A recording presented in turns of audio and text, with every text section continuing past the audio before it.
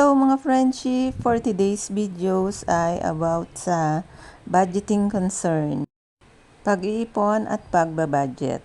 So kung may pinapaaral kayong anak at sa palagay nyo ay medyo malaki yung expenses at wala din naman kayong educational plan or educational fund na naipon from the previous year, ay dapat talaga ay malaki ang mai-save nyo kada sweldo or daily, depende sa kung kailan kayo susweldo.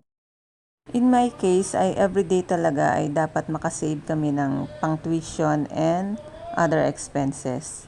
Yung kalahati ay para sa tuition at yung kalahati ay para naman sa other expenses like allowances, pamasahe, laundry, and others, kung ano pa yung alam niyong pwede niyang pagkagastusan. At everyday ko nga yung ginagawa, nag-iipon. At mas maganda nga ay ahead of time kayo mag-ipon. Magsimulang mag-ipon. For example, 3 to 4 months before the enrollment. Or depende na rin sa kaya nyo ipunin daily or sa kada sweldo. So, i-compute nyo yun. Para before magpasukan ay kumpleto nyo na yung pang tuition nyo, yung pangbayad nyo.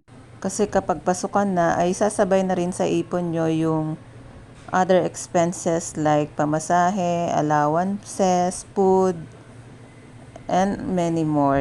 Lalo na kung malayo yung anak nyo, mga pambayad sa dorm, sa laundry, sa internet. So marami talaga. Kaya dapat ay disiplinado kayo pagdating dito sa pag-iipon, pagsasave. Kung maaari ay walang palya para pagdating ng bayaran or kung kailan kailangan ay meron na kayong madudukot. Kahit papano ay ready na kayo. Kaya habang may save ay save lang kayo ng save. Kasi hindi naman pare-parehong araw na meron kayong maiipon. Pero as much as possible, mag-save kayo kahit konti kesa wala.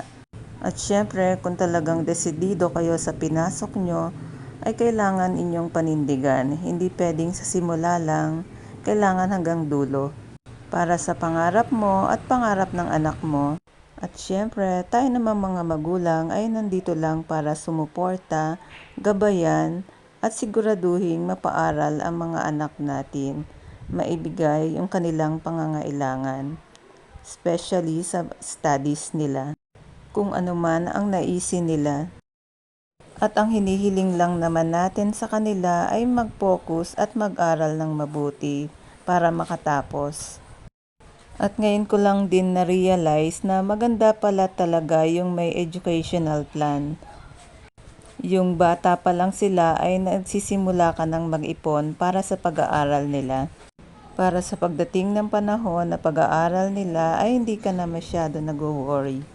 At pag ganito ngang may pinapaaral ka, ay mas lalo ka nagiging inspired sa buhay at mas lalo ka pang nagsisipag para sa pag-aaral ng anak mo, para matulungan mo ang anak mo.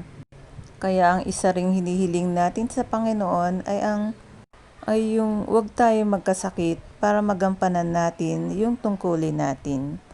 That's all mga friendship. Thank you Lord for the blessing. Bye-bye.